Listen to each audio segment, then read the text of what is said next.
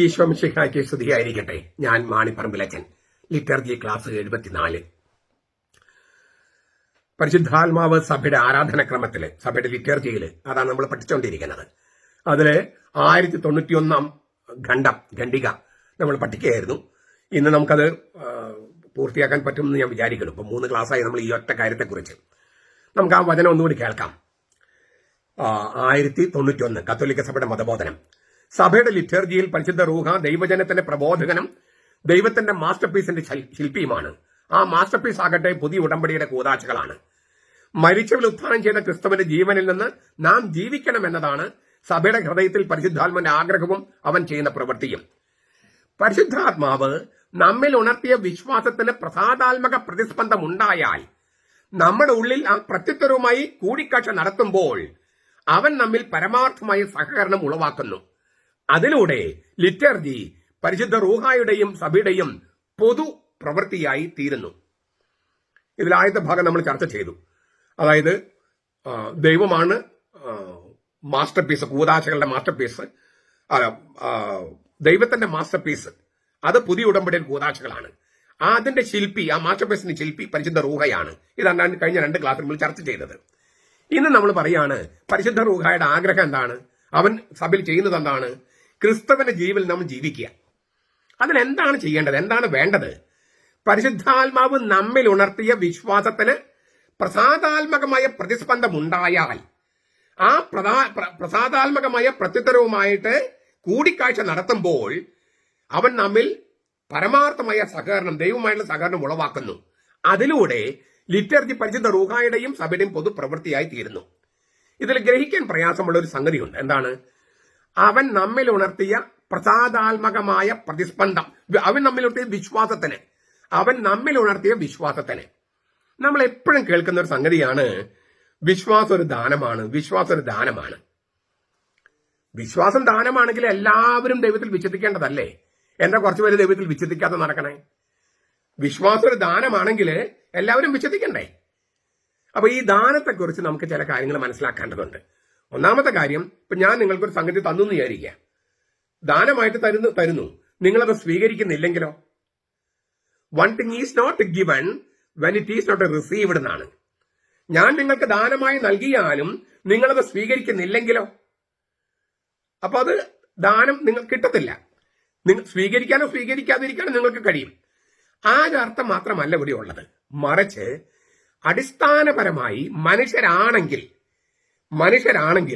മനുഷ്യരിൽ വിശ്വാസം എന്ന ദാനം ദൈവം നിക്ഷേപിച്ചിട്ടുണ്ട്. പരിശുദ്ധാത്മാവ് നമ്മിൽ ഉണർത്തിയ വിശ്വാസം എല്ലാ മനുഷ്യരിലും പരിശുദ്ധാത്മാവ് വിശ്വാസം എന്ന ഒരു സംഗതി ഉണർത്തിയിട്ടുണ്ട്. അതെങ്ങനെ മനസ്സിലാക്കാം? നമ്മൾ നിരീശ്വരന്മാരെന്ന് പറയുന്നവര്, യുക്തിവാദികൾ എന്ന് പറയുന്നവര്, പിന്നെ സത്യവിശ്വാസത്തിലല്ലാത്ത മറ്റു മതത്തിൽപ്പെട്ടവര്, ഇവരിലെല്ലാം ആത്മാവ് വിശ്വാസം എന്ന ദാനം ഇട്ടിട്ടുണ്ട്. എല്ലാ മനുഷ്യരാണോ ഈ ദാനമുണ്ട്. ഇത് നമുക്ക് എങ്ങനെ മനസ്സിലാക്കാം? ആരംഭത്തിലെ പരിശുദ്ധ റൂഹ നമ്മിൽ വിശ്വാസം ഉണർത്തിയിട്ടുണ്ടെന്നാണ് എഴുതി വച്ചിരിക്കുന്ന കത്തോലിക്ക സഭയുടെ മതബോധനം. അത് മനസ്സിലാക്കാനായിട്ട് ഞാൻ 2 തിരുവചനങ്ങൾ പറയാണ്. ഒന്ന്, യോഹന്നാന്റെ സുവിശേഷം 10:34-35. ആരാണ് മനുഷ്യൻ? അതിന് യേശു നൽകുന്നൊരു ഉത്തരമുണ്ട്. ദൈവത്തിന്റെ ലോഗോസ് ആരിലേക്ക് വന്നുവോ അവരെ ദൈവങ്ങൾ എന്ന് വിളിച്ചു. ദൈവത്തിന്റെ ലോഗോസ് ആരിലേക്ക് വന്നുവോ അവരെ ദൈവങ്ങൾ എന്ന് വിളിച്ചു. അവിടെ ദൈവങ്ങൾ എന്ന് പറയുന്നത് മനുഷ്യരെയാണ്, രാജാക്കന്മാരെയും, പിന്നെ പൊതുവായ അർത്ഥത്തിൽ സ്പെസിഫിക് ആയിട്ട് പറഞ്ഞ രാജാക്കന്മാരെ ഉദ്ദേശിക്കുന്നത്, പൊതുവായ അർത്ഥത്തിൽ എല്ലാ മനുഷ്യരെയും. ദൈവത്തിന്റെ ലോഗോസ് നമ്മൾ വചനമെന്ന് തർജ്ജമ ചെയ്യും. ലോഗോസിന് വിശേഷബുദ്ധി എന്ന അർത്ഥമുണ്ട്, റീസൺ എന്ന അർത്ഥമുണ്ട്, മൈൻഡ് എന്ന അർത്ഥമുണ്ട്. അപ്പൊ ദൈവത്തിന്റെ മനസ്സ്, ദൈവത്തിന്റെ വിശേഷബുദ്ധി ആരിലേക്ക് വന്നുവോ അവരെ ദൈവങ്ങൾ എന്ന് പറഞ്ഞാൽ മനുഷ്യർ എന്ന് വിളിച്ചു. അപ്പോ ലോഗോസ് ആരിലേക്ക് വന്നുവോ, നമുക്ക് ഞാൻ പറഞ്ഞല്ലോ 2 തിരുവചനം പറഞ്ഞു, 2 കാര്യങ്ങൾ കൂടി പറയാം. ബെനഡിക്ട് മാർപ്പാപ്പ പറയുന്നുണ്ട്, മാനവവൽക്കരണം മനുഷ്യാവതാരത്തെ മുൻകൂട്ടി കാണുന്നുണ്ട്. മാനവവൽക്കരണം, ഹോമിനൈസേഷൻ, അതായത് മൃഗം മനുഷ്യനാകുക എന്ന പ്രക്രിയ. ശാസ്ത്രം താല്പര്യമുള്ളവർക്ക് വേണ്ടി പറയാണ്, വിശ്വാസികൾക്ക് അത്ര താല്പര്യമില്ലെങ്കിലും. അതായത് മൃഗം മനുഷ്യനാവുക എന്ന പ്രക്രിയ എങ്ങനെയാണ് സംഭവിച്ചത്? ദൈവത്തിന്റെ ലോഗോസ് ഏത് മൃഗത്തിലേക്ക് കാലെടുത്ത് വെച്ചുവോ ആ മൃഗം മനുഷ്യനാകാൻ തുടങ്ങിയെന്നാണ്. ദൈവത്തിന്റെ ലോഗോസ് ഏത് മൃഗത്തിലേക്ക് കാലെടുത്ത് വെച്ചുവോ ചുവട് വെച്ചുവോ ആ മൃഗം മനുഷ്യനാവാൻ തുടങ്ങി. ഇതാണ് കർത്താവ് ശംശിക യോഹന്നാൻ 10:34-35 പറയണേ. മൃഗം എന്ന വാക്ക് അവിടെ കർത്താവ് ഉപയോഗിച്ചിട്ടില്ല. ശാസ്ത്രീയമായിട്ട് ഞാൻ അത് ശാസ്ത്രം താല്പര്യമുള്ളവർക്ക് വേണ്ടി പറഞ്ഞതേ ഉള്ളൂ. അപ്പോ ദൈവത്തിന്റെ ലോഗോസ് ഏത് മൃഗത്തിലേക്ക് പ്രവേശിച്ചുവോ ആ മൃഗം മനുഷ്യനാവാൻ തുടങ്ങി. ദൈവത്തിന്റെ ലോഗോസ് ഏത് മൃഗത്തിലേക്ക് വന്നുവോ അപ്പോഴാണ് ആ മൃഗം മനുഷ്യനാവാൻ തുടങ്ങിയതെങ്കിൽ ഒരു ദിവസം ദൈവത്തിന്റെ ലോഗോസ് തന്നെ മനുഷ്യനാകണ്ടേ? അപ്പോഴല്ലേ ആ പ്രക്രിയ പൂർണ്ണമാകൂ. അത് പൂർത്തിയായതാണ് ദൈവത്തിന്റെ മനുഷ്യാവതാരം. വചനം ലോഗോസ് മാംസമായി നമ്മുടെ ഇടയിൽ കൂടാരം അടിച്ചു. യോഹന്നാൻ 1:14 ലോഗോസ് മാംസം ധരിച്ച് നമ്മുടെ ഇടയിൽ വസിച്ചു. അപ്പോൾ ദൈവത്തിന്റെ ലോഗോസ് ഏത് മൃഗത്തിലേക്ക് പ്രവേശിച്ചുവോ ആരിലേക്ക് പ്രവേശിച്ചുവോ അവരാണ് ദൈവങ്ങൾ എന്ന് വെച്ചാൽ ഭൂമിയിലെ മനുഷ്യര്. അപ്പൊ ദൈവത്തിന്റെ ലോഗോസ് വന്നപ്പോഴാണ് നമ്മൾ മനുഷ്യരാകാൻ തുടങ്ങിയത്. നിരീശ്വരന്മാരാണെങ്കിലും മറ്റു മതസ്ഥരാണെങ്കിലും ഒക്കെ. ഒരു വചനം. രണ്ടാമത്തെ ഒരു വചനം യെശയ്യായുടെ പുസ്തകത്തില് 11-ാമത്തെ അധ്യായം 1-2 വാക്യങ്ങളാണ്. ആ 1-2 വാക്യങ്ങൾ നമുക്കൊന്ന് വായിക്കാം. എന്നാൽ യിസ്സായുടെ കുറ്റിയിൽ നിന്നൊരു മുള കിളിർത്തു വരും, അവന്റെ വേരുകളിൽ നിന്നുള്ള ഒരു ശാഖ ഫലം കായ്ക്കും. ഇത് മിശിഹായെ കുറിച്ചാണ്. അവന്റെ മേൽ യാഹ്വയുടെ ആത്മാവ് ആവസിക്കും, ജ്ഞാനത്തിന്റെയും വിവേകത്തിന്റെയും ആലോചനയുടെയും ശക്തിയുടെയും അറിവിന്റെയും കർത്തൃഭയത്തിന്റെയും ആത്മാവ്. എത്രയുണ്ട് ആത്മാവിന്റെ ദാനങ്ങള്? നിങ്ങളുടെ കയ്യിൽ ബൈബിൾ ഉണ്ടെങ്കിൽ എടുത്തു നോക്കിയാൻ. പിയോസ് ബൈബിള് പഴയതോ പുതിയതോ സത്യവേദ പുസ്തകം ഒന്ന് എടുത്തിട്ട് നോക്കിയാൻ. ഞാൻ ഒന്നുകൂടി നോക്കുകയാണ്. ജ്ഞാനം, വിവേകം, ആലോചന, ശക്തി, അറിവ്, കർത്തൃഭയം. 6 ഉള്ളൂ. നമ്മൾ ആത്മാവിന്റെ ദാനങ്ങൾ 7 നില പഠിച്ചിരിക്കുന്നത്. ജ്ഞാനം ഇല്ലേ, വിസ്ഡം, നോളജ്, അണ്ടർസ്റ്റാൻഡിങ്, ജ്ഞാനം, അറിവ്, അങ്ങനെ നമ്മൾ പഠിക്കുന്ന ബോധം അല്ലേ, ജ്ഞാനം, ബോധം, ബുദ്ധി അല്ലെങ്കിൽ അറിവ്, പിന്നെ വിവേകം അല്ലെങ്കിൽ കൗൺസിൽ അല്ലെങ്കിൽ പ്രൂഡൻസ് പറയും, ശക്തി ആത്മശക്തി എന്ന് നമ്മൾ പറയും, പിന്നെ ആലോചന, കൗൺസിൽ, ആലോചന, ആത്മശക്തി, അറിവ്, കർത്തൃഭയം. ഒരെണ്ണം മിസ്സിംഗ് അല്ലേ? ഞാൻ ഒന്നുകൂടി പറയാം. ഇതിനകത്ത് പറഞ്ഞിരിക്കുന്നത് ജ്ഞാനം, വിവേകം, ആലോചന, ശക്തി, അറിവ്, കർത്തൃഭയം. 6 ഉള്ളൂ. പിന്നെ എങ്ങനെ 7 കിട്ടിയത്? നിങ്ങൾ പിയോസ് ബൈബിൾ എടുത്ത് നോക്കൂ, സത്യവേദ പുസ്തകം എടുത്ത് നോക്കൂ. ഇതെല്ലാം ഹീബ്രു ബൈബിൾ തർജ്ജമയാണ്. അതിൽ 6 ഉള്ളൂ. 7-ാമത്തെ ഏതാണ്? അത് സെപ്റ്റജിന്തിൽ നിന്ന് എടുത്തിരിക്കുന്ന സെപ്റ്റജിന്ത് എന്ന് പറഞ്ഞാൽ ഹീബ്രു ബൈബിൾ ഗ്രീക്കിലേക്ക് തർജ്ജമ ചെയ്തു. എപ്പോ? ക്രിസ്തു ജനിക്കുന്നതിനും 250 വർഷങ്ങൾക്ക് മുമ്പ് തുടങ്ങി ആ ട്രാൻസ്ലേഷൻ. ക്രിസ്തു ജനിക്കുന്നതിന് 150 വർഷങ്ങൾക്ക് മുമ്പ് ട്രാൻസ്ലേഷൻ പൂർത്തിയായി. ആദിമസഭയുടെ ബൈബിൾ ആയിരുന്നു ഈ സെപ്റ്റജിന്ത്. 70 പേർ, ഞാൻ ഇന്നലെ അതിനെ കുറിച്ച് പറഞ്ഞിരുന്നു, 70 പേർ ചേർന്ന് തർജ്ജമ ചെയ്തുകൊണ്ടാണ് സെപ്റ്റജിന്റ് പേര് വന്നത്. അതിനകത്ത് ഒരു ദാനം കൂടി പറഞ്ഞിട്ടുണ്ട്. അതും പരിശുദ്ധാത്മാവിന്റെ പ്രചോദനത്തിൽ എഴുതിയതാണ്. അതായത് ഹീബ്രു ബൈബിള് ദൈവത്തിന്റെ പരിശുദ്ധാത്മാൻ പ്രചോദനം ഉള്ളതുപോലെ തന്നെ അതിന് തർജ്ജമയായ ഗ്രീക്ക് ബൈബിളും ദൈവത്തിന്റെ പരിശുദ്ധ റൂഹായുടെ പ്രചോദനമുള്ളതാണ്. അതുപോലെ തന്നെയാണ് ജെറോമിന്റെ ബുൾഗാത്തയും പിഷീത്ത സുറിയാനി ബൈബിളും ഒക്കെ അങ്ങനെയാണ്. ആദ്യകാല തർജ്ജമകളൊക്കെ അങ്ങനെയാണ്. ദൈവത്തിന്റെ പരിശുദ്ധാത്മാവിന്റെ പ്രചോദനത്തിലാണ് അതൊക്കെ ചെയ്തിരിക്കുന്നത്. അപ്പോൾ ഈ സെപ്റ്റജിന്റ് ബൈബിളിൽ ഒരു 7-ാമത്തെ ഒരു ദാനം കൊടുത്തിട്ടുണ്ട്. അത് തർജ്ജമ ചെയ്യുന്നത് നമ്മൾ ഭക്തി എന്നാണ് നമ്മൾ തർജ്ജമ ചെയ്യണേ. ഭക്തി, പയറ്റി. അത് അങ്ങനെ പോരാത്. ശരിക്കും പറഞ്ഞാൽ കുറച്ചുകൂടി നല്ല പരിഭാഷ എന്ന് പറഞ്ഞാൽ ചിലപ്പോൾ മതം എന്ന് തർജ്ജമ ചെയ്യും. മതം. ഗോഡ്ലിനെസ് എന്നാണ് കുറച്ചുകൂടി നല്ല വാക്ക്. ഗോഡ്ലിനെസ് എന്നുള്ളതിന് എന്താ നമുക്ക് മലയാളം പറയാ? ദൈവചിന്ത. ദൈവത്തെ ഓർക്കാനുള്ള ദൈവമായിട്ടുള്ള ഒരു ബന്ധം. അതാണ് മതം എന്ന് പറയണേ. ദൈവചിന്ത എന്ന് പറയുന്നതാണ് വിശ്വാസം. ഈ ദൈവചിന്ത മിശിഹായുടെ ദാനമായിട്ടാണ്, മിശിഹായിലുള്ള ആത്മാവിന്റെ ദാനമായിട്ടാണ് യെശയ്യാ പറയണേ. പക്ഷെ എനിക്കൊരു ചോദ്യം നിങ്ങളോടുണ്ട്. ഒരു ചോദ്യം. ഈ ബോധം, ബുദ്ധി, അറിവ്, ആലോചന, വിവേകം, ഭക്തി, ദൈവഭയം, ഈ 7 ദാനങ്ങള് കരിസ്മറ്റിക്കാർക്ക് മാത്രമാണോ ഉള്ളത്? കത്തോലിക്കർക്ക് മാത്രമാണോ ഉള്ളത്? ക്രിസ്ത്യാനികൾക്ക് മാത്രമാണോ ഉള്ളത്? മുസ്ലിംസിനും ഹിന്ദുക്കൾക്കും ഒക്കെ ഇല്ലേ? ബോധം, ബുദ്ധി, അറിവ്, ആലോചന അല്ലെങ്കിൽ വിവേകം, ആത്മശക്തി, ഭക്തി അല്ലെങ്കിൽ ദൈവചിന്ത, പിന്നെ ദൈവഭയം, ഇത് എല്ലാ മനുഷ്യർക്കുള്ളതല്ലേ? ഞാൻ ഇതേക്കുറിച്ചൊരു ലേഖനം വിശ്വാസ തിരുസംഘത്തിന് അയച്ചിട്ടുണ്ട്. അതായത് കത്തോലിക്ക സഭയുടെ മതബോധനത്തിൽ ഇത് അത്ര അങ്ങോട്ട് വളരെ ഗംഭീരമായിട്ട് വിശദീകരിച്ചിട്ടില്ല. അപ്പൊ ഒരു അടുത്തൊരു പതിപ്പ് ഉണ്ടാകുകയാണെങ്കിൽ, അല്ലെങ്കിൽ സഭയുടെ ഒരു ഔദ്യോഗിക പ്രബോധനം പിന്നീട് വരികയാണെങ്കിൽ അവിടെ പരിഗണിക്കണമെന്ന് പറഞ്ഞിട്ട് ഞാൻ ഇതേക്കുറിച്ചൊരു ലേഖനം കൊടുത്തിട്ടുണ്ട്. ഞാൻ 3 കാര്യങ്ങൾക്ക് ഞാൻ ലേഖനങ്ങൾ അയച്ചിട്ടുണ്ട്. അവർ പരിഗണിക്കുമെന്നുള്ള പ്രതീക്ഷയിൽ. അതായത് ചില കാര്യങ്ങൾ ഇനിയും വികസിപ്പിക്കേണ്ടതുണ്ട് കത്തോലിക്ക സഭയുടെ മതബോധനത്തിൽ. സഭയുടെ വിശ്വാസം ഇങ്ങനെ വികസിച്ചുകൊണ്ടിരിക്കുകയാണല്ലോ, പൂർണ്ണത പ്രാപിച്ചിട്ടില്ലല്ലോ. പൂർണ്ണത പ്രാപിച്ചവന് വികസിക്കാൻ പറ്റില്ല. അപ്പൊ ഇപ്പോഴും വികസിച്ചുകൊണ്ടിരിക്കുക. ഓരോ വിചിത്രത കൂട്ടുകയായിരുന്നു. നമുക്ക് നമ്മുടേതായ തരത്തിൽ ഇങ്ങനെ കൺട്രിബ്യൂട്ട് ചെയ്യാൻ പറ്റും. അപ്പൊ ഞാനത് ചെയ്തിട്ടുണ്ട്. സഭ പരിഗണിക്കുമെന്നുള്ള പ്രതീക്ഷയിൽ. ഞാനൊക്കെ മരിച്ചു പോയിട്ടായിരിക്കും അതിന് പരിഗണന വരിക, എന്നാലും ഞാനത് ചെയ്തിട്ടുണ്ട്. അതായത് ഞാൻ ചോദിക്കുന്ന ചോദ്യം ഇതാണ്: ബോധം, ബുദ്ധി, അറിവ്, വിവേകം, ആത്മശക്തി, ഭക്തി അല്ലെങ്കിൽ മതം, പിന്നെ ദൈവഭയം, ഇത് ക്രിസ്ത്യാനികൾക്ക് മാത്രമുള്ളതല്ലോ, എല്ലാ മനുഷ്യർക്കും ഉള്ളതല്ലേ? അപ്പൊ ഇതെന്തുകൊണ്ടാണ് മിശിഹായുടെ മാത്രം ഗുണമായിട്ട് യേശയ്യ പറഞ്ഞിരിക്കുന്നത്? അതിനൊക്കെ അർത്ഥമുണ്ടെന്ന് കേൾക്കുക. എന്റെ ഈ ടോക്ക് നിങ്ങൾ കേൾക്കുക.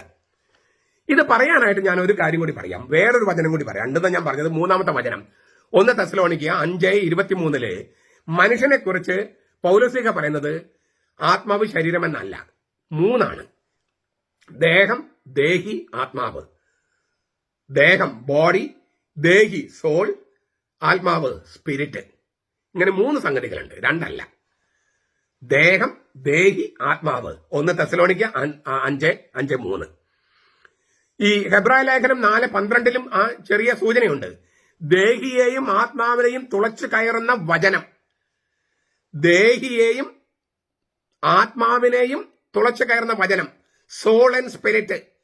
ദൈവത്തിന്റെ വചനം ആത്മാവിനും തുളച്ചു കയറും, ദേഹിയെയും തുളച്ചു കയറും, സോളിനെയും സ്പിരിറ്റിനെയും.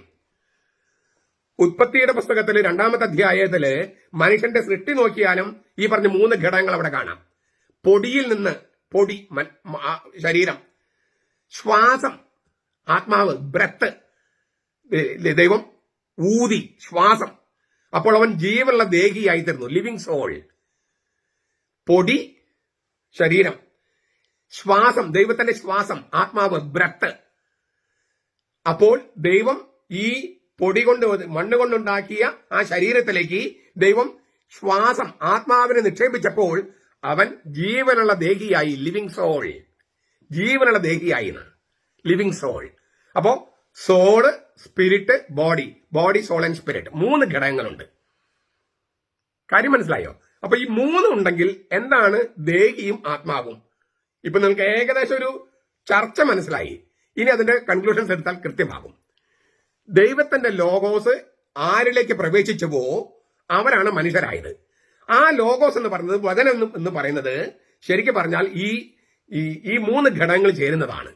അതായത് ദൈവത്തിന്റെ ലോഗോസ് എന്ന് വെച്ചാൽ ദേഹിയും ആത്മാവും ഏത് ശരീരത്തിലേക്ക് പ്രവേശിച്ചപ്പോ അതാണ് മനുഷ്യനായത്.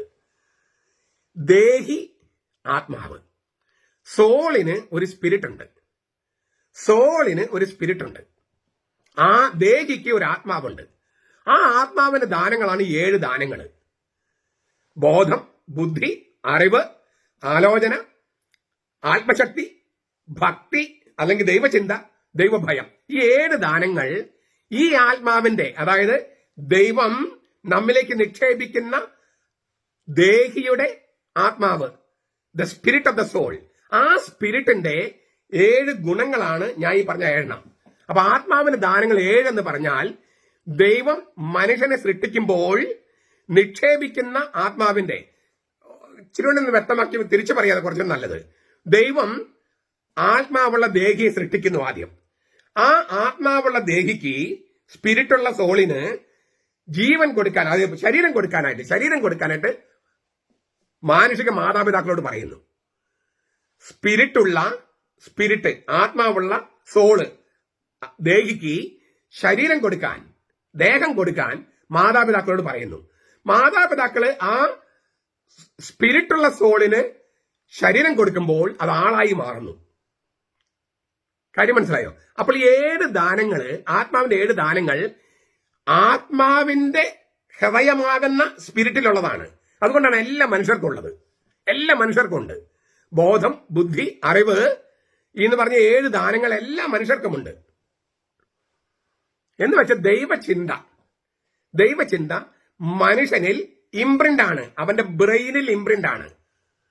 നിങ്ങൾ യുക്തിവാദികളോടോ അല്ലെങ്കിൽ നിരീശ്വരന്മാരോടൊക്കെ സംസാരിച്ച് നോക്കിയാൽ അവര് എപ്പോഴും പറയുന്ന സംഗതി എന്തായിരിക്കും? ദൈവമില്ല, ദൈവം ഉണ്ടെങ്കിൽ എന്തുകൊണ്ട് ഇങ്ങനെ? ഏറ്റവും കൂടുതൽ ദൈവം എന്ന വാക്ക് ഉപയോഗിക്കുന്നവരാണെന്ന് എനിക്ക് തോന്നണേ, വിശ്വാസികളെക്കാൾ. ദൈവം ഇല്ലെങ്കിൽ ഇല്ല. എന്തിനാ ഇല്ലെന്ന് പറയണേ? ദൈവം ഇല്ലെങ്കിൽ ഇല്ലല്ലോ, നിങ്ങൾ എന്തിനാ ഇല്ലെന്ന് പറഞ്ഞുകൊണ്ട് നടക്കണേ? അപ്പൊ ഈ ദൈവചിന്ത ഒഴിവാക്കാൻ ഏതെങ്കിലും ഒരാൾക്ക് കഴിയോ? ഏതെങ്കിലും ഒരു മനുഷ്യന് കഴിയോ ദൈവചിന്ത ഇല്ലാതാക്കാൻ? ഇല്ല. എന്തുകൊണ്ടാ? മനുഷ്യനാകുന്ന പ്രക്രിയയിൽ അവന്റെ ബ്രെയിനിലോ അവന്റെ ആത്മാവിലോ കൊത്തിവെച്ചിരിക്കുന്ന സംഗതിയാണ് ഈ 7 ദാനങ്ങള്. കാരണം സ്പിരിറ്റ് ഉള്ള സോളിന് അത് ദൈവം സൃഷ്ടിക്കുന്നേ. ആ സോളിന് മാംസം കൊടുക്കുകയാണ്, ശരീരം കൊടുക്കുകയാണ് മാതാപിതാക്കള്. അപ്പോൾ ആ സ്പിരിറ്റ്, 7 ദാനങ്ങളുള്ള സ്പിരിറ്റാണ് ഈ സോളിനകത്തുള്ളത്. ദേഹിയിലുള്ളത് ഈ 7 ദാനങ്ങളുള്ള സ്പിരിറ്റാണ്. എല്ലാ മനുഷ്യർക്കും ഉള്ളതാണത്. അപ്പോൾ മനസ്സിലായോ? പരിശുദ്ധാത്മാവ് നമ്മിൽ ഉണർത്തിയ എന്ന് പറയുന്നത് ഈ ആത്മാവിന്റെ 7 ദാനങ്ങളാ. എല്ലാ മനുഷ്യർക്കും അതുണ്ട്. സ്വാഭാവികമെന്ന് ചോദിക്കും. 2 ചോദ്യങ്ങളുണ്ട്. എങ്കിൽ എന്തിനാണ് ഈ ആത്മാവിന്റെ 7 ദാനങ്ങൾ എല്ലാ മനുഷ്യർക്കും ഉണ്ടെങ്കിൽ എന്തിനാണ് യെശയ്യ പറഞ്ഞത് അത് മിശിഹായുടെ മേലുള്ള ആത്മാവാന്ന് പറഞ്ഞത്? 1. 2, നമുക്ക് എല്ലാവർക്കും പരിശുദ്ധാത്മ ദാനമുണ്ടെങ്കിൽ എന്തിനാണ് ക്രിസ്ത്യാനികളാകുന്നത്, മാമോദിസ സ്വീകരിക്കുന്നത്? മാമോദിസ സ്വീകരിക്കാതെ രക്ഷയില്ല. യേശുവിന്റെ കൂടെ അല്ലാതെ രക്ഷയില്ല നമ്മൾ ഇന്നലെ പഠിപ്പിക്കുന്നത്. ഈ 2 ചോദ്യങ്ങൾ കൂടി നമ്മൾ ഉത്തരം കൊടുക്കണം. 1, ഈ ദാനങ്ങൾ, ഞാൻ പറഞ്ഞ 7 ദാനങ്ങള് അതിന്റെ പൂർണ്ണതയിലുള്ളത് മിശിഹായിലാണ്. അതാണ് യിസ്സായുടെ കുറ്റിൽ നിന്ന് ഒരു മുള കിളിർത്ത് വരും, അവന്റെ വേരുകൾ നിന്നൊരു ശാഖ കായ്ക്കും, അവന്റെ മേൽ യാഹ്വയുടെ ആത്മാവ്, ഈ പറഞ്ഞ 7 ദാനങ്ങളുടെ ആത്മാവ് വസിക്കും. അതായത് ആത്മാവിന്റെ 7 ദാനങ്ങള് ഏറ്റവും പൂർണ്ണതയിലുള്ളത് മിശിഹായിൽ മാത്രമാണ്. കാരണം എന്താ? അവൻ ദൈവം മനുഷ്യനായ ആളാണ്. ദൈവം മനുഷ്യനായ ആള്. അതുകൊണ്ടാണ് പൗലോസ് ലീഗ അവനെ എസ്ഹാത്തോസ് ആദാം എന്ന് വിളിക്കുന്നത്. അവസാനത്തെ ആദാം, അവസാനത്തെ മനുഷ്യൻ നമ്മൾ തർജ്ജമ ചെയ്യണേ. പക്ഷെ എസ്ഹാത്തോസ് എന്ന വാക്കിന് എല്ലാം തികഞ്ഞ മനുഷ്യൻ, ദ കംപ്ലീറ്റ് മാൻ എന്ന അർത്ഥമുണ്ട്. അല്ലെങ്കിൽ ദ പെർഫെക്റ്റ് മാൻ, പൂർണ്ണതയുള്ള മനുഷ്യൻ. ബെനഡിക്ട് മാർപ്പാപ്പ തർജ്ജമ ചെയ്യുന്നത് ദ എക്സംപ്ലറി മാൻ, മാതൃകാ മനുഷ്യൻ. ഈ ആത്മാവിന്റെ 7 ദാനങ്ങൾ അതിന്റെ പൂർണ്ണതയിലുള്ളത് മിശിഹായിൽ മാത്രമാണ്. അതാണ് യെശയ്യ പറയുന്നത്. ഇനി നമ്മൾ എന്തുകൊണ്ട് ഇവനിലേക്ക് ഈ പൂർണ്ണതയുള്ള ആത്മാവിന്റെ ദാനങ്ങളുടെ പൂർണ്ണതയുള്ള മിശിഹായിലേക്ക് നമ്മൾ ഉൾച്ചേർക്കപ്പെടണം? കാരണം അവൻ മാത്രമാണ് മരണത്തിൽ നിന്ന് മരിച്ചവരിൽ നിന്ന് ഉയർത്തെഴുന്നേറ്റിരിക്കുന്നത്. മരണം എന്ന പുഴയ്ക്ക് അപ്പുറത്ത് പോയത് അവൻ മാത്രമാണ്. പിന്നെ അവനോട് ബന്ധപ്പെട്ടിരിക്കുന്നവര്. അപ്പോൾ മരിച്ചവരിൽ നിന്നുള്ള ഉത്ഥാനം അത് ചെയ്ത ഏക വ്യക്തിയാണ് ഈശോ. പിന്നെ അവനോട് ബന്ധപ്പെട്ടിരിക്കുന്നവർക്ക് കൊടുത്തു, പക്ഷെ അവനോട് ബന്ധപ്പെട്ടിരിക്കുന്നവർക്ക് കിട്ടും. ഈശോയല്ലാതെ മറ്റൊരാളും, ബുദ്ധനോ രാമനോ കൃഷ്ണനോ മുഹമ്മദോ ആരും തന്നെ മരിച്ചവരിൽ നിന്ന് ഉയർത്തെഴുന്നേറ്റിട്ടില്ല. അതുകൊണ്ട് തന്നെ മരണത്തിനപ്പുറമുള്ള ജീവിതം നൽകാൻ അവർക്കാർക്കും കഴിയില്ല. അപ്പോൾ രക്ഷയുടെ ഒരു ഘട്ടമായ നിത്യജീവൻ എന്ന് പറയുന്ന അനശ്വര ജീവൻ, അതിലേക്ക് പ്രവേശിച്ച ഏക വ്യക്തി യേശു ആയതുകൊണ്ട് അവനോട് ബന്ധപ്പെട്ടിരിക്കുന്നവർക്ക് മാത്രമേ ആ ജീവനിലേക്ക് കടക്കാൻ കഴിയൂ. അത് ഇപ്പോഴാണ് നമ്മൾ ചേർക്കപ്പെടേണ്ടത്. ഈ യേശുവിലേക്ക് ഉൾച്ചേർക്കപ്പെടേണ്ടത്. എന്നിട്ട് അവന്റെ പൂർണ്ണതയുള്ള ആത്മാവിന്റെ ദാനങ്ങളുടെ പൂർണ്ണതയുള്ള അവനിലേക്ക് നമ്മൾ ഉൾച്ചേർക്കപ്പെടേണ്ടത് ഇപ്പോഴാണ്. അപ്പോൾ നമ്മുടെ ബോധത്തിനും ബുദ്ധിക്കും വേറൊരു വീക്ഷണം കിട്ടും. ഒരു ഉദാഹരണം പറഞ്ഞാൽ വളരെ എളുപ്പത്തിൽ മനസ്സിലാകും. നമ്മുടെ ഹിന്ദു സഹോദരന്മാരിൽ കുറെ പേര് ഇപ്പോഴും പശു ദൈവമാണെന്ന് വിചാരിക്കുന്നുണ്ട്, ഗോമാതാവ്. എന്നിട്ട് ഒരുപാട് മരണങ്ങളൊക്കെ, അത് കൊലപാതകങ്ങൾ അതിന്റെ പേരിൽ നടന്നിട്ടുണ്ട്, ഗോമാതാവിനെ മോശമാക്കി എന്നൊക്കെ പറഞ്ഞിട്ട്. അതായത് പശു, ഒരു സൃഷ്ടിയായ പശു ദൈവമാണെന്ന് വിചാരിക്കുന്നു. അവർക്ക് ഈ പറഞ്ഞ ബോധം, ബുദ്ധിയും അറിവെല്ലാം കൊടുത്തിട്ടുണ്ടെങ്കിലും അതിനൊരു ബോധോദയം ഉണ്ടായിട്ടില്ല. കാരണം എന്താ? ക്രിസ്തു എന്ന ആളിലേക്ക് അവർ ഉൾച്ചേർക്കപ്പെട്ടിട്ടില്ല. അതുകൊണ്ട് വെറും സൃഷ്ടിയായ പശുവിനെ ദൈവമായിട്ട് കണക്കാക്കുന്നു. വേറൊരു കൂട്ടര് ആനയെ, ഗണപതിയെ ദൈവമായിട്ട് കണക്കാക്കുന്നു. ആനയെ ദൈവമായിട്ട് കണക്കാക്കുന്നു. ആനയെ ദൈവമായി കണക്കാക്കുന്നതിന്റെ ഒരു ബഹിർസ്ഫുരണമാണ് തൃശ്ശൂർ പൂരം എന്ന് എനിക്ക് തോന്നണേ. അവിടെ ഭക്തിയാണോ ദേവനെ കാണലാണോ അവിടെ പ്രധാനപ്പെട്ട കാര്യം? അല്ല. ഈ പറഞ്ഞ ആഘോഷങ്ങളും വെടിക്കെട്ടുമായിരുന്നു, അല്ലെ? ആനയെ ദൈവമായിട്ട് കണക്കാക്കുന്ന ഒരു ഒരു ചിന്ത അങ്ങനെയുണ്ട്. എന്താ കാരണം? കാരണം എന്ന് പറയുന്നത് ഈ പറഞ്ഞ ബോധവും ബുദ്ധിയും അതിന് വെളിച്ചം കിട്ടിയിട്ടില്ല. വെളിച്ചം എന്ന് പറയുന്നത്, ഞാൻ ലോകത്തിന്റെ പ്രകാശം എന്ന് പറഞ്ഞത് യേശുവാണ്. ആ യേശുവിന്റെ പ്രകാശം കിട്ടിയിട്ടില്ല. ഞാൻ ആരും മോശമാക്കാൻ വേണ്ടി പറയല്ല. ഈ ബോധവും ബുദ്ധിയും ഒക്കെ ഉണ്ടായാലും വെളിവുണ്ടാകണമെന്നില്ല. വെളിവുണ്ടാകണമെങ്കിൽ വെളിച്ചമായ ഈശോയെ സ്വീകരിക്കുക തന്നെ വേണം. വേറൊരു കൂട്ടരുണ്ട്, ക്രിസ്ത്യാനികളെയും യഹൂദന്മാരെയും കൊന്നൊടുക്കിയാൽ നിത്യരക്ഷ കിട്ടുമെന്ന്. അതും കഴുത്തറത്തോ മറ്റുള്ളവരെ കാണലെ വളരെ ക്രൂരമായി കൊലപാതകം ചെയ്താൽ നിത്യരക്ഷ കിട്ടുമെന്ന് അവർ വിചാരിക്കുന്നു. എത്രയോ തെറ്റായ ഒരു ഫിലോസഫിയാണ്. തീർന്നില്ല. ഇവിടെ 4 പേരെ കല്യാണം കഴിക്കാം, അപ്പോഴും ഗ്യാരണ്ടീഡ് വെർജിൻ അല്ല. അവിടെ 70 വരെ കിട്ടുന്നവരാണ്. എവിടെ? മരിച്ചു ചെന്നാല് 70 കന്യകമാരുമായിട്ട് അവിടെ സംഗമിക്കാൻ പറ്റും. അത്രേ ലൈംഗിക ബന്ധത്തിൽ ഏർപ്പെടാൻ പറ്റും. അങ്ങനെ ലൈംഗിക ബന്ധത്തിൽ ഏർപ്പെടുന്നവന് നിത്യജീവനായിരിക്കുമോ? ഭൗതിക ശരീരമായ ഏത് നശിച്ചു പോകില്ലേ? അപ്പൊ അത് നിത്യജീവനാണോ? അനശ്വര ജീവനാണോ? മരണമില്ലാത്ത ജീവനാണോ? എത്രയോ തെറ്റായ ഒരു കാഴ്ചപ്പാടാണ് സ്വർഗത്തെക്കുറിച്ച് അവർക്കുള്ളത്. എന്താ കാര്യം? ഈ യേശു എന്ന വെളിച്ചത്തിലേക്ക് അവർ ഉൾച്ചേർക്കപ്പെട്ടിട്ടില്ല. അപ്പൊ ബോധവും ബുദ്ധിയൊക്കെ ഉണ്ട്. മിസൈൽ ഉണ്ടാക്കാനും കപ്പലുണ്ടാക്കാനും എണ്ണഖനനം ചെയ്യാനും ലോകത്തൊക്കെ നിയന്ത്രിക്കാനുള്ള ബുദ്ധി, അങ്ങനെ ബുദ്ധിയും ബോധമൊക്കെ ഉണ്ട്. പക്ഷേ ശരിക്കുള്ള ബുദ്ധിയും ബോധവും, വെളിവുള്ള ബോധവും ബുദ്ധിയും ഒന്നും വന്നിട്ടില്ല. കാരണം ക്രിസ്തു എന്ന എല്ലാം തികഞ്ഞ മനുഷ്യനിലേക്ക്, ലോകത്തിന്റെ വെളിച്ചമായ മനുഷ്യനിലേക്ക്, അവസാന മനുഷ്യലേക്ക് ഉൾച്ചേർക്കപ്പെടാതെ ഈ പറഞ്ഞ ആ വിശ്വാസത്തിന്റെ, ശരിയായ വിശ്വാസത്തിന്റെ കാഴ്ചപ്പാടുണ്ടാകില്ല. ഇപ്പൊ കാര്യങ്ങൾ മനസ്സിലാന്ന് ഞാൻ വിചാരിക്കുന്നു. വിശ്വാസം അല്ലെങ്കിൽ മതചിന്ത, ഗോഡ്ലിനെസ് അല്ലെങ്കിൽ ദൈവചിന്ത, ഈശ്വര ചിന്ത, അത് ദൈവം മനുഷ്യനിൽ നിക്ഷേപിച്ചിരിക്കുന്നതാണ്. അതിനോട് പ്രസാദാത്മകമായി പ്രതികരിച്ചാല്, ഈ ദൈവചിന്ത എല്ലാവരിലും ഉണ്ട്, പക്ഷെ അത് പോരാ. ആ ദൈവചിന്തയോട് ശരിയായ തരത്തിൽ പ്രസാദാത്മകം പ്രതികരിച്ചാല്, ആ പ്രത്യുത്തരമായി പരിശുദ്ധാത്മാവ് കൂടിക്കാഴ്ച നടത്തിയാല്, അപ്പോൾ ക്രിസ്തുവിന്റെ ജീവൻ, അതായത് മരണത്തിന്റെയും അഴകലിന്റെയും നിയമങ്ങൾക്ക് വിധേയമല്ലാത്ത ജീവൻ അവർക്ക് കൊടുക്കുകയാണ് ലിറ്റർജിയിലൂടെ പരിശുദ്ധാത്മാവ്. അപ്പൊ വിശ്വാസം എല്ലാ മനുഷ്യരിലുമുണ്ട്. അത് ദൈവം നിക്ഷേപിച്ചതാണ്. മനുഷ്യനായി സൃഷ്ടിച്ചപ്പോൾ ആത്മാവിന്റെ ദാനങ്ങളിൽ ഒന്നാണ് ഈ വിശ്വാസം എന്ന് പറയുന്ന മതചിന്ത, ദൈവചിന്ത, ഗോഡ്ലിനെസ്. അതാണ് വിശ്വാസം. പക്ഷേ അതൊരു മിനിമമാണ്. അതിനോട് പ്രസാദാത്മകമായി പ്രതികരിച്ചാൽ, അതായത് സത്യവിശ്വാസത്തിലേക്ക് വന്നാൽ, ആ സത്യവിശ്വാസത്തിന് പ്രസാദാത്മകമായിട്ട് പോസിറ്റീവായിട്ട് ഒരു പ്രത്യുത്തരം കൊടുത്താൽ, ആ പ്രത്യുത്തരവുമായിട്ട് കൂടിക്കാഴ്ച നടത്താൻ പരിശുദ്ധാത്മാവിനെ അനുവദിച്ചാൽ, അപ്പോൾ ക്രിസ്തു മരിച്ചവരിൽ ഉയർത്തെഴുന്നേറ്റ് ക്രിസ്തു ഒരു പുതിയ ജീവനിലേക്ക് പോയി, പുതിയ ജനിതരുടെ ജീവനിലേക്ക് പോയി. ആ ജീവൻ മുൻകൂറായി ഇപ്പോഴേ ലിറ്റർജിയിൽ നൽകുകയാണ് പരിശുദ്ധാത്മാവ്. നിങ്ങളൊരു 5-6 പ്രാവശ്യം 5-8 പ്രാവശ്യം ഈ വീഡിയോ കേൾക്കും എന്ന് ഞാൻ പ്രതീക്ഷിക്കുന്നു. കാരണം ഇത് വളരെ ഗൗരവമായ സംഗതിയാണ്. സംശയങ്ങൾ ഉണ്ടാകാൻ സാധ്യതയുണ്ട്. സംശയങ്ങളുണ്ടെങ്കിൽ ചോദിക്കുക. നമുക്ക് ഈ ധ്യാനവും മറ്റും മുന്നോട്ട് പോകാം.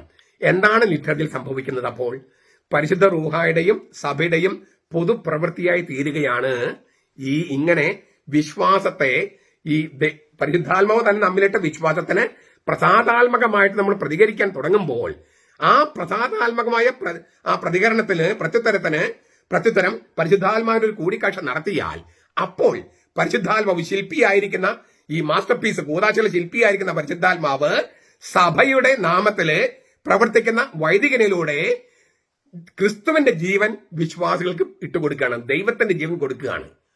ഭയങ്കരമായ സംഗതിയാണ് ഈ കൂദാശയിൽ നടക്കുന്നത്. അതുകൊണ്ടാണ് മാസ്റ്റർ പീസ് എന്ന് വിളിച്ചിരിക്കുന്നത്. ദൈവത്തിന്റെ മാസ്റ്റർ പീസാണ് പുതിയ ഉടമ്പടിയുടെ കൂദാശകൾ. കഴിഞ്ഞ ക്ലാസ്സും അതിന് മുമ്പത്തെ ക്ലാസ്സും ഈ ക്ലാസ്സും നിങ്ങൾ കേട്ട് നോട്ടൊക്കെ എടുത്തിട്ടുണ്ടെന്ന് പലരും പറഞ്ഞു.